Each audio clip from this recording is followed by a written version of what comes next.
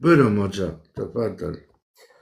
أعوذ بالله من الشيطان الرجيم بسم الله الرحمن الرحيم إن الحمد لله نحمده ونستعينه ونستغفره ونعوذ بالله من شرور أنفسنا وسيئات أعمالنا ومن يهد الله فلا مضل له ومن يضلل فلا هادي له وأشهد أن لا إله إلا الله وحده لا شريك له وأشهد أن محمدا عبده ورسوله يا أيها الذين آمنوا اتقوا الله وحق تقاته ولا تموتن إلا أنتم مسلمون قال الله عز وجل في محكم التنزيل يا أيها الناس اتقوا ربكم الذي خلقكم من نفس واحدة وخلق منها زوجها وبعث منهما رجالا كثيرا ونساء واتقوا الله الذي تساءلون به والأرحام إن الله كان عليكم رقيبا. Falimenderimet e panumërta I takojnë Allahu subhanahu wa taala. Atë falimenderojmë dhe vetëm prej Tij falje dhe ndihmë kërkojmë. Atë që e ka udhëzuar Allahu s'ka kush që e largon nga rruga e drejtë. Kurse atë që nuk do të udhëzon Allahu s'ka kush që udhëzon. Dëshmoj dhe deklaroj se nuk ekziston diçka që me merit adhurohet posa Allahu subhanahu wa taala. I pa shoq dhe pa rival. Po ashtu dëshmoj dhe deklaroj se pejgamberi sallallahu alaihi wasallam ishte rob dhe I dërguar I Allahut te bareke ve taala.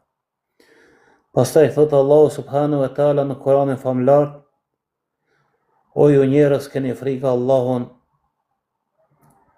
që ju krijoi prej një shpirtit dhe prej tij e krijoi gruan e saj, gruan e tij. Dhe për këtyve dy e krijoi shumë burra dhe shumë gra. Keni frikë Allahun dhe mbajni lidhjet farefisnore. Vërtet Allahu është mbikëqyrës së juaj. O ju besimtar, keni frikë Allahun dhe mos vdisni ndryshe përveç se si musliman.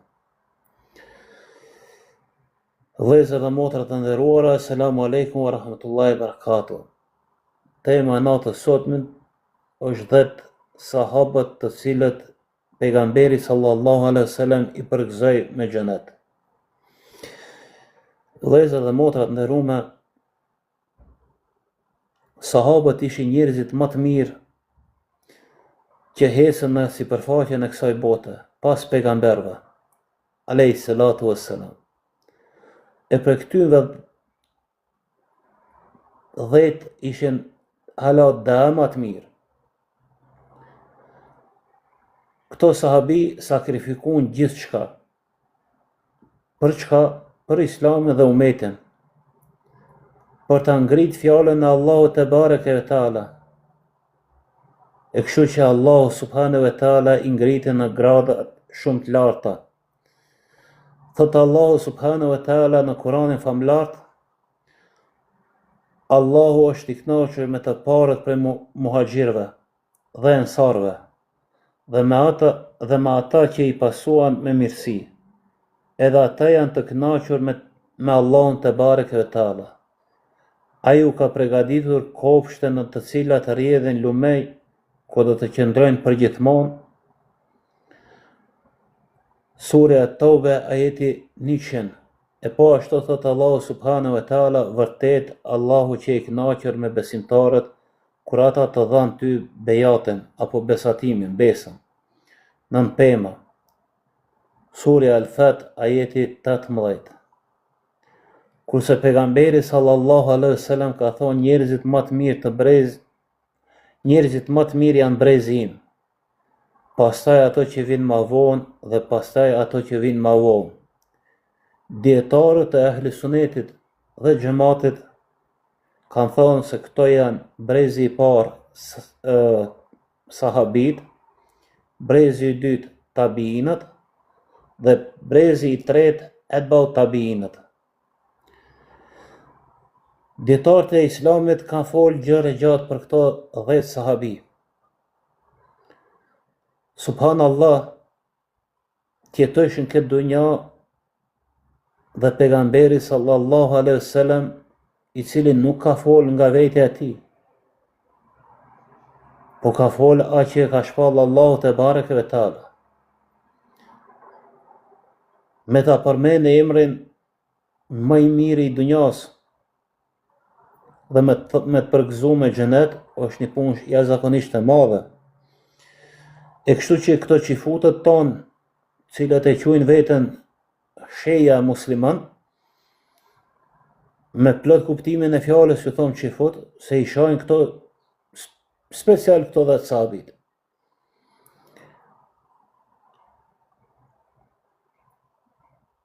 Për këtyve 3 gjeneratave pejgamberi sallallahu alaihi wasallam i ka përgëzuar me xhenet hala derisa heqin fytyrën e tokës këto njerëz. Vallahi nuk është lehtë me i përmend këto njerëz, po që besa edhe do besimtar pa hiri, kur i përmendin emrat e këtyve disi si me kon koprac, ju vjen mërzi me thonë radiallahu anhu, ose Allahu qoftë i kënaqur me ata.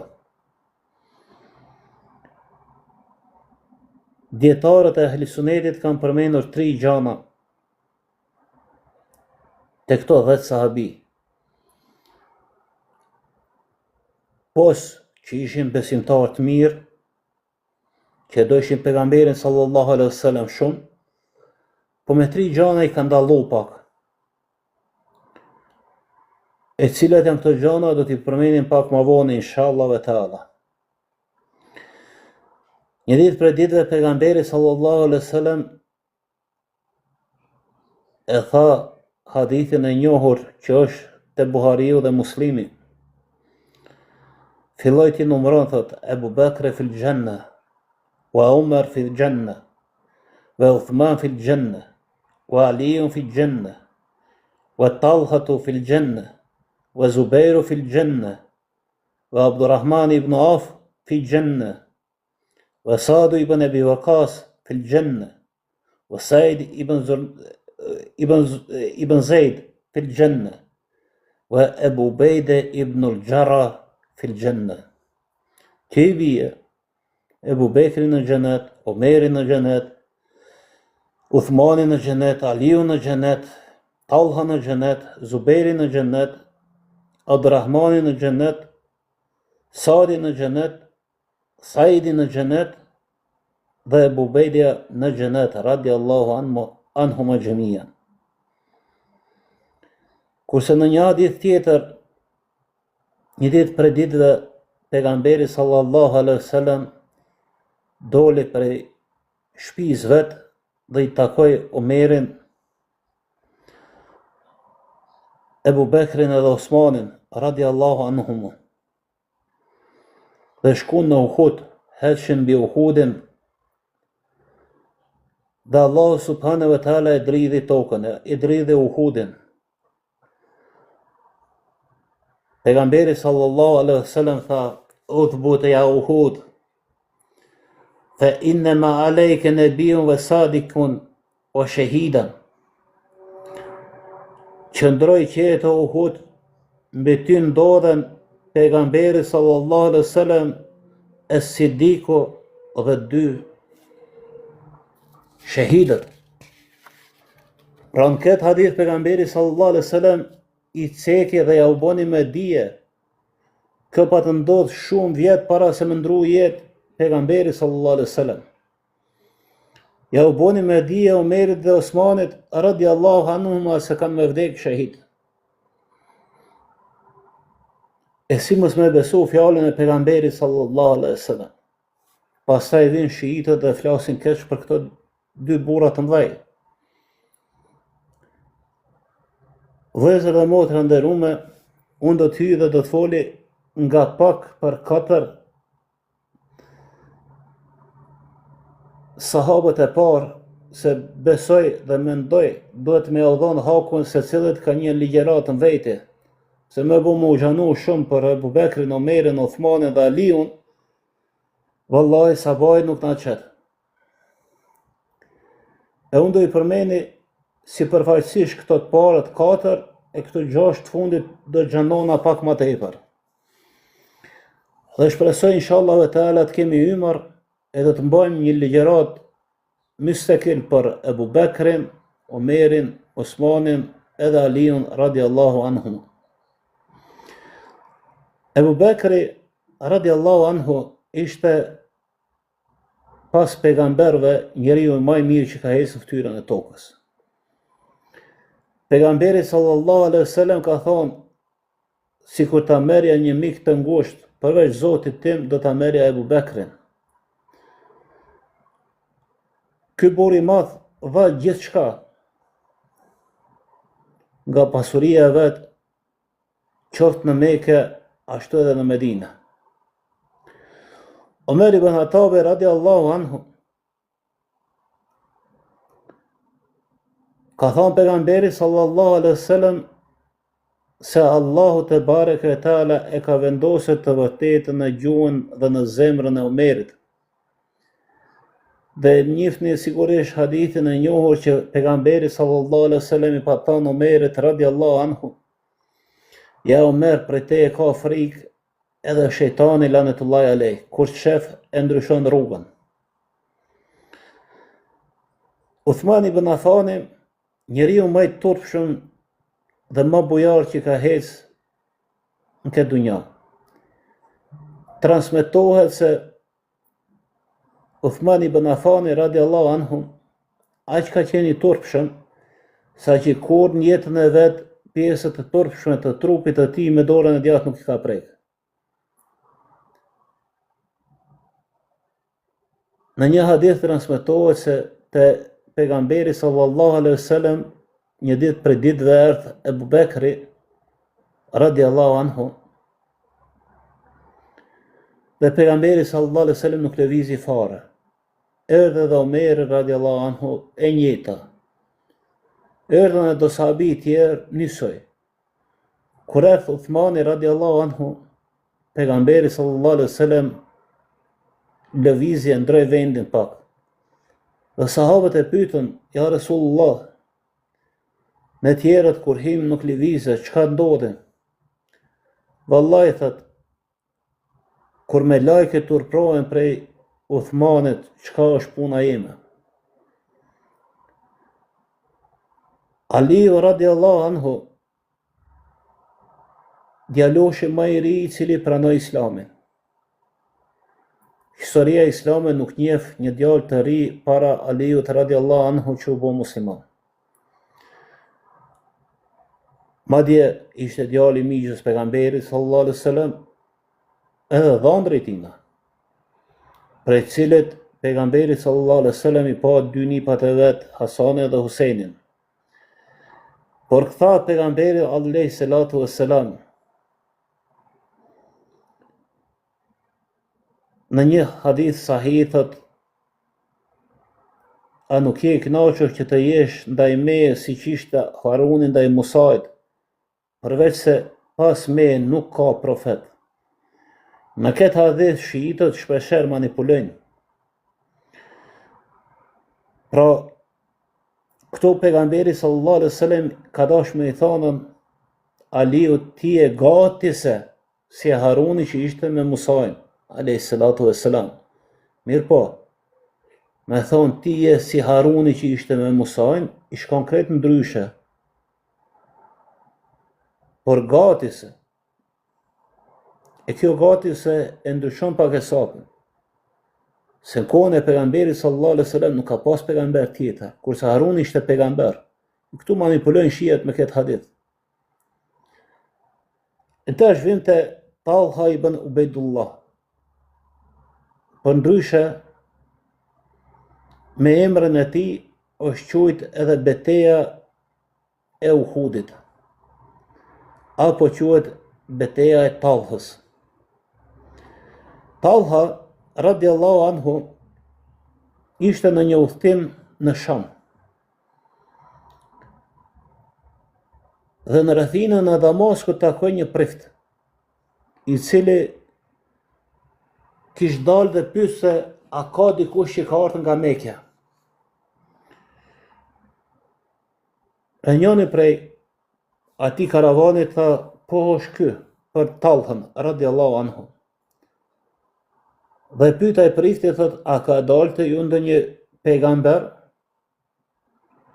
Talha tha, jo, me sa e diuni jo, po tash jam në rukëtim. Vallai ka thonë është koha për me dalë një pejgamber të ju. Talha radiallahu anhu e la me karavane, me karajt, e mor deven edhe u nis për në Mekë. Kur patarët në Mekë e takon Ebu Bekrin radiallahu anhu dhe pyetët, more kështu më ndodhe në Sham, ja tregon krejt historinë, e thot, vallai thot, nuk e ka pas gabim ai priftje. Thot pse? Thot Muhamedi sallallahu alaihi wasallam është dhënë si pejgamber. Dhe ky ishte një ndër 5 burrat e parë që ka pranuar Islamin.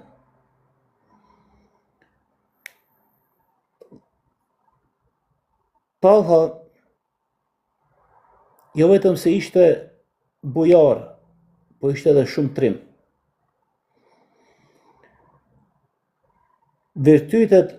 Virtyti më i madh i Talhës u shfaq në betejën e Uhudit. Kur mushrikët kafir e sulmuan pejgamberin sallallahu alaihi wasallam dhe shumë muslimanë të tjerë, cilët disa u shpërndan, disa ikën në kodrën e Uhudit, dhe pejgamberi sallallahu alaihi wasallam me si vetëm. Talha radiallahu anhu qëndroi nga të pejgamberit apo para pejgamberit sallallahu alaihi wasallam dhe nuk linte ndonjë shigjet i kaloje. Aq sa edhe sahabi tjerë kanë dëshmuar se shpina e Talhës radiallahu anhu o duk si një i riq, si ka ardhur në hadithe. Mu për këtë arsye pejgamberi sallallahu alaihi wasallam e tha një hadith shumë interesant. Pas betejës, tha kush dëshiron të shohë një dëshmor që ecë mbi tokë, ne ta shikoje Talha ibn Ubejdullahin. Pra kush ka qef ta sheh një shahid të gjallë, ne ta këshyr Talhën.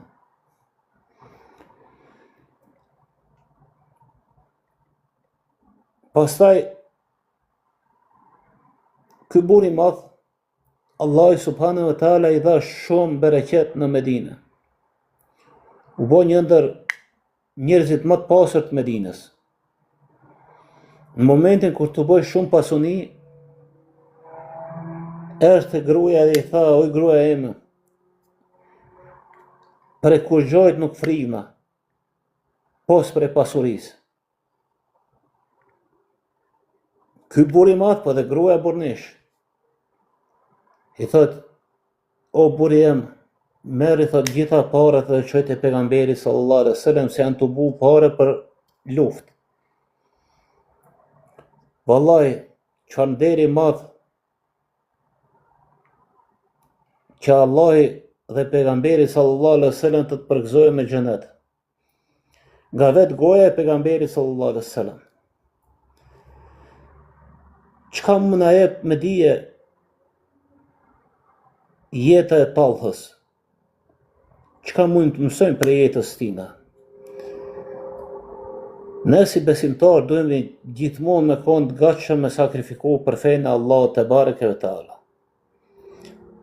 Duhet ta duam pejgamberin sallallahu alaihi wasallam më shumë se veten tonë. Dhe të jemi bujar dhe ndihmues për muslimanët dhe muslimanët. Të qëndrojmë të palukundër në kohë të fitneve dhe sprovave.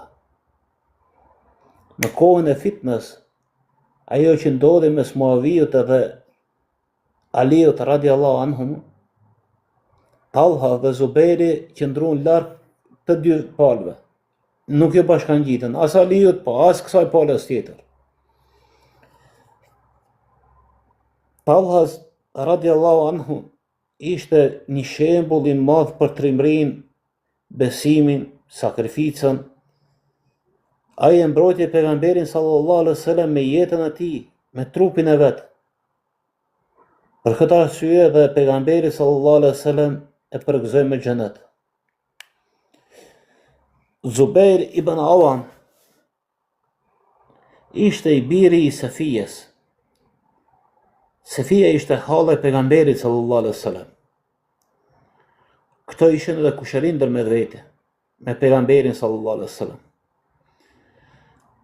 Kë pranoi Islamin nisoj në mosh bëjgje të re. Dhe ishte nisoj ndër të parët që pa të pranu Islamin. I pari që nëzori shpatën për Islam, në betejën e Bedrit, kur u desh mu ballafaqu me mushrikët, dul një sahabi se u konë një lloj tradite lufte në atë kohë, me dal një njeri i pari i cili do të bëhet dy luftim me palën tjetër, ama duhet me konë me emën, i njofshëm, jo çfarë do lloj njeri. E pa dal një sahabi i cili mushrikët nuk e konsideronin si burr të madh. Dhe pasaj pejgamberi sallallahu alaihi wasallam i tha Zubairit, del te Zubair. Disa dietar të historisë kanë përmenë se Zubairi ishte ndër muslimanët e parë që nxori shpatën edhe para luftës Bedrit, mirë po pejgamberi sallallahu alaihi wasallam nuk e lejonte. Ishte i njohur për tregnin, guximin dhe besnikrinë e tij ndaj Islamit. Kishte nofkën havarijuni i pejgamberit sallallahu alaihi wasallam. Ka thonë pejgamberi sallallahu alaihi wasallam, li kulli nebin havarijun wa havari e Zubair, transmetohet nga Buhariu dhe Muslimi. Çdo profet ka një ndihmës dhe mbrojtës të veçantë. Dhe ky ndihmësi dhe mbrojtësi im është Zubairi radiallahu anhu. Kjo është një nga virtytet më të mëdha që janë dhënë një sahabiut, sepse vetë pejgamberi sallallahu alaihi wasallam e quajti Zubairin ndihmësin e tij të veçantë. Pejgamberi sallallahu alaihi wasallam njësoj ka thonë Zubairu fil janna. Transmeton Tirmidhiu. Zubairi është në xhenet. Ai është si e ceka më lart një nga 10 sahabit që pejgamberi sallallahu alaihi wasallam nisoj e ka përmend në hadithin e lartë përmendur. Devotshmëria dhe sakrifica e tij ishte jashtëzakonisht e madhe. Nuk e kishte Zubairi dert fare. Kur do se me u bë ndonjë betejë, ai ishte gjithmonë i gatshëm. Sakrifikoi pasurinë, kohën, jetën e tij e dha për të ngritjen e fesë së Allahut. Madje edhe Allahu subhanahu wa taala i ka ngrit këto burra. Ishte i njohur për adhurimin, sinqeritetin dhe frikën ndaj Allahut te bareke ve taala. Nisoj gjatë ngjarjeve të fitnës madhe mes muslimanëve, Zubairi kujtoi një hadith të pejgamberit sallallahu alaihi wasallam. Edhe bashkë me Talhën vendosën që mos marrin pjesë të asnjë në anë. U largun të dytë nga fusha e betejës, mirë po ma vonë e vrajtën padrejtësisht. Kush? Havarijët, Allahu marrë hak ndaj tyre. Kur Aliu radiallahu anhu mor vesh që Zubairi ishte vra, u pikëllu shumë, sepse vërtet Zubairi nuk ishte as një në anë as në anën tjetër, dhe ishte një nga sahabët më të mëdhej të Islamit. Abdurrahman ibn Auf, sahabi shumë i pasën dhe shumë bujar, ashtu shpenzoi krejt pasurinë e tij në rrugën e Allahut te bareke ve taala. Dhe ishte ndër besimtarët e parë që pranoi Islamin.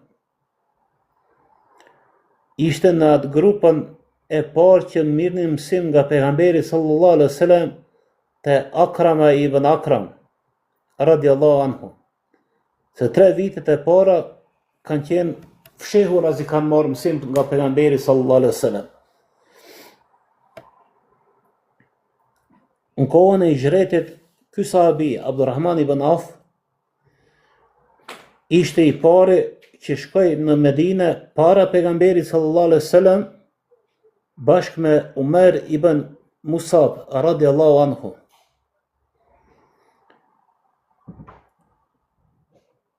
Në Medinë pejgamberi sallallahu alaihi wasallam e vllazëroi Zubairin me Saad ibn Rabiun radiallahu anhu. Saadi i ofroi gjysmën e pasurisë së tij. Madje i kishte 2 gra, i tha do ta shkurorzoj njënën mere. Jo, tha faleminderit. Nuk kam nevojë as për gruan tënde, as për pasurinë, veç ma ka zë kosh pazari. Dhe subhanallah,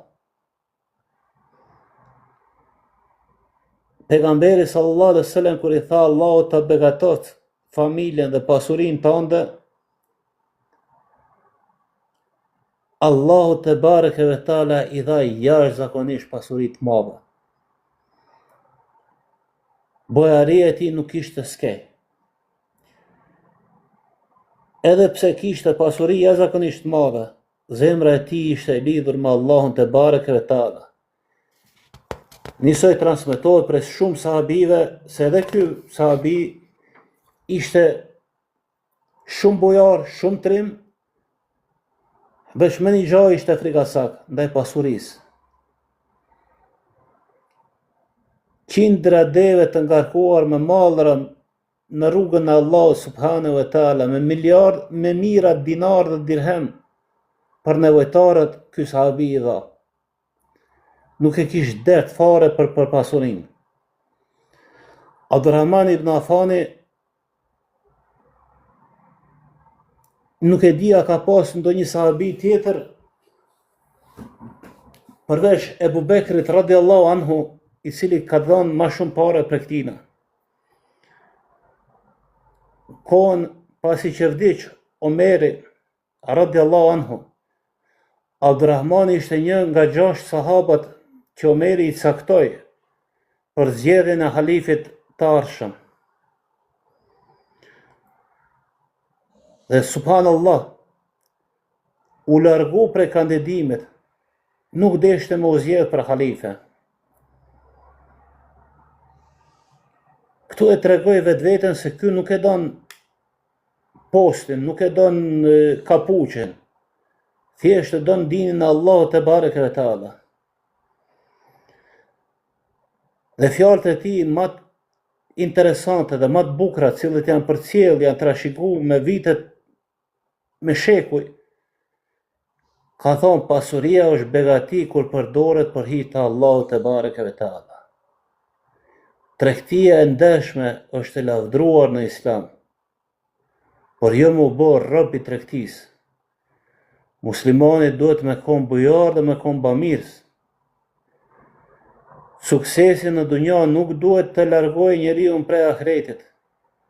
Nëse je pasunik, nuk do me thonë se ti duhesh me lënë rrugën e Allahut te bareke ve taala. Përkundrazi, ti ke gjitha tash, e ke pasurinë, e ke dijen, e ke devotshmërinë, mos u ndal. Abdurrahman ibn Auf radiallahu anhu ishte shembull i besimit, shembull i tregtisë së ndershme, bujarisë dhe devotshmërisë. Allahu i dha pasuri jashtëzakonisht madhe, por ai e përdori vetëm në shërbimin e Islamit dhe muslimanëve. Allahu Akbar. Sahabiu numër 8 është Saad ibn Abi Waqqas radiallahu anhu. Po ashtu ky ishte ndër njerëzit e parë që pranuan Islamin. Dhe Saadi thoshte se kishte kalu vetëm shkurt kohë pasi shpallja kishte filluar me ardh te pejgamberi sallallahu alaihi wasallam. Dhe ishte ndër njerëzit e parë që takoheshte te shtëpia e Akram ibn Akram. Lidhja e tij me pejgamberin sallallahu alaihi wasallam ishte një farefis nga ana e nënës së pejgamberit sallallahu alaihi wasallam. Dhe ky gëzonte një pozitë jashtëzakonisht veçantë te pejgamberi te bareke ve taala. Në një rast pejgamberi sallallahu alaihi wasallam tha: O Allah, të lutem, pranoj duat e Saadit kurse në një betejë tha, gjuaj o Sadi, baba dhe nana ime qofshin shahid për ty. Subhanallah. Dietarët kanë folë gjënë gjatë për këtë hadith. Dhe jo rallë herë pejgamberi sallallahu alaihi wasallam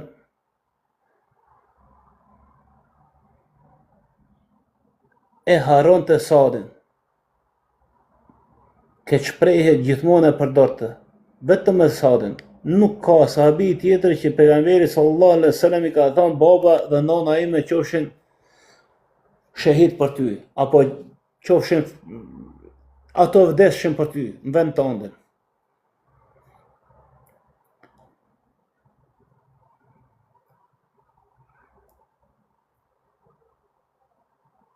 Për këtë arsye është shumë problematike të këto shiitët që thëjnë jo filane kështu, jo filane kështu. Çka më i bë këtij? Sadi i cili Allahu subhanahu wa taala ju e dini se pejgamberi sallallahu alaihi wasallam kur ka bërë dua për diçka Allahu te bareke ve taala kurse ka kthy duan. Dhe për këtë sahabi pejgamberi sallallahu alaihi wasallam ka bërë dua që Allahu t'ia pranoi duat. Dhe për këtë punë ka dëshmu një kallaballok sahabi që kur Sadi radiallahu anhu dhe pas vdekjes pejgamberit sallallahu alaihi wasallam, kur Sadi bënte dua, e dinën të se ajo dua do të plotësohet. Mirë po ky sahabi kur nuk e manipuloi me këtë punë. Nuk ka transmetim se Sadi radiallahu anhu ndonjëherë ka manipulu këtë armë, me thamë.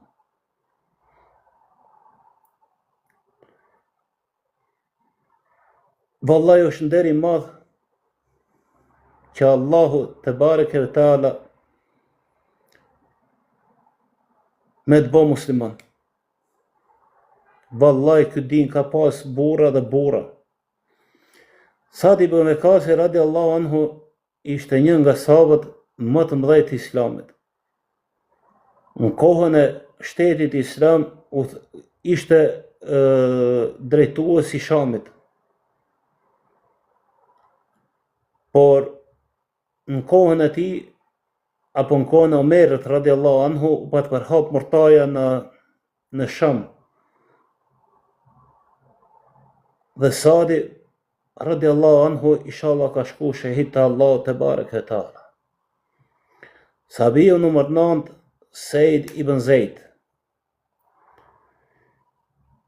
Megjithse emri i tij nuk është shumë që përmendet, apo jo shpesh herë përmendim ne hoxhallarët apo dietarët, por historia islame ka shumë që fol ka shumë për këtë burr. Said ibn Zaid ishte nga fisi Quraysh dhe ishte kushëri i Omer ibn Khattabit radiallahu anhu. Ai ishte martuar me bijën e Omerit radiallahu anhu. Me motrën e Omerit radiallahu anhu. Baba i tij Zaid ibn Amr ibn Nufeli ishte nga ata pak arab që para islamit refuzonin një dhejtarin dhe kërkonin fenë e Ibrahimit a.s. Ishte ndër të partë që u fut në islam. Saidi ishte djali i ri kur e pranoi islamin. Ai dhe gruaja e tij, Fatimja, pasuan sprova dhe vështirësi jashtëzakonisht mëdha për shkak të islamit. Kur Omer radiallahu anhu ala nuk ishte bë musliman, hini në shtëpinë e këtynve për shkak të pranimit të islamit. Kish marrë vesh se një sahabi tjetër atë ditë Omer radiallahu anhu ish nis me vra pejgamberin sallallahu alaihi wasallam. Dhe një sahabi me emrin Abdullah ibn Jundullah radiallahu anhu e pataku Omerin dhe i thot, ku të shku, thot, janë të shku me vrap pejgamberin sallallahu alaihi wasallam. Thot, po para se me shku te pejgamberi, më mirë shko te motra jote, te Fatimja. Ato kanë pranu Islamin. Vetëm me athy rrugën që ky me shku me paralajmëru pejgamberin sallallahu alaihi wasallam se Omeri o nis për taj.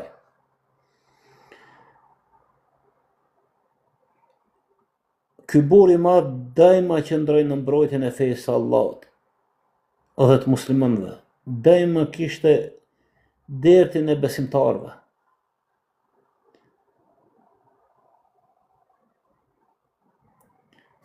Dhe krejt në fund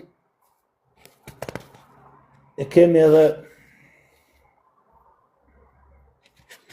Ebu Ubejden radiallahu anhu, sahabiu numër 10 që e pat pranu apo që e pat përgëzu me xhenet pejgamberi sallallahu alaihi wasallam. Ebu Ubejda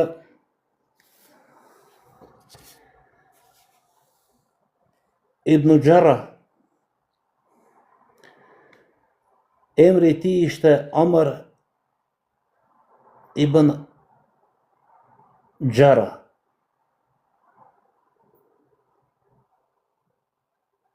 Amir ibn Abdullah ibn al-Jarrah, abone Allah. Për ndryshe kishte edhe nofkën i besueshmi i këtij umetit. Virtyti më i madh të cilën Ebu Ubejda e kishte ishte fjala e pejgamberit sallallahu alaihi wasallam: inna li kulli ummetin amina wa aminu hadhihi ummati Ebu Ubejda ibn al-Jarrah. Çdo umet ka një njeri të besueshëm, ndërsa njeriu më i besueshëm i këtij umetit është Ebu Ubejda ibn al-Jarrah. Ky ishte një nder i madh për këtë burr, sepse vetë pejgamberi sallallahu alaihi wasallam e dëshmoi amanetin, sinqeritetin dhe besueshmërinë e tij. Sakrifica e tij për Islamin ishte jashtëzakonisht e madhe. Ebu Ubejda mori pjesë në shumë luftra, sidomos në ato të parat, në betejën e Bedrit, Uhudit dhe Hendekut.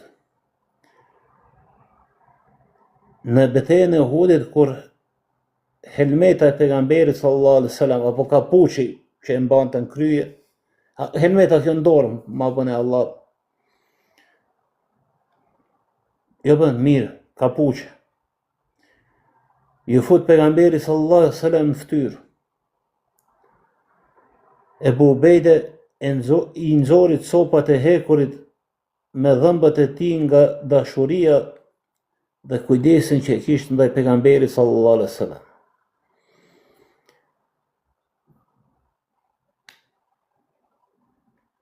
Transmetohet se duke ia nxjerrë që këto pjesë të hekurta prej helmetës që i pat hyrë në trup, në mish pejgamberi sallallahu alaihi wasallam, i thej disa dhamë. Kur Omer ibn Hatabi radiallahu anhu e vizitoi Shamin, pa se shtëpia e tij nuk ish thuj se kur gjo, prej stolive dunjas, prej marifeteve dunjas. Ebu Ubejda radiallahu anhu i tha: mu mjafton ajo që më çon mua tek kënaqësia e Allahut te bareke ve teala, nuk më duhen mu bukuritë e dunjas.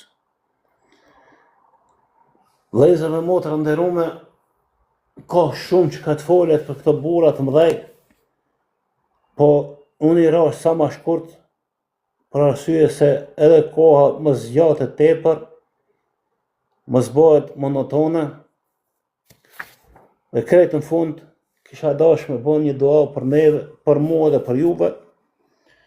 Allahu na falt, aty ku e kemi qellu është nga Allahu subhanahu wa taala, aty ku e kom huq është vetëm prej meje dhe shejtanit lanetullahi alej. Lusë Allahu subhanahu wa taala që të më falë mu, juve, familjet tona dhe krejt umetin e Muhammed Mustafa sallallahu alaihi wasallam kudo që t'janë ata.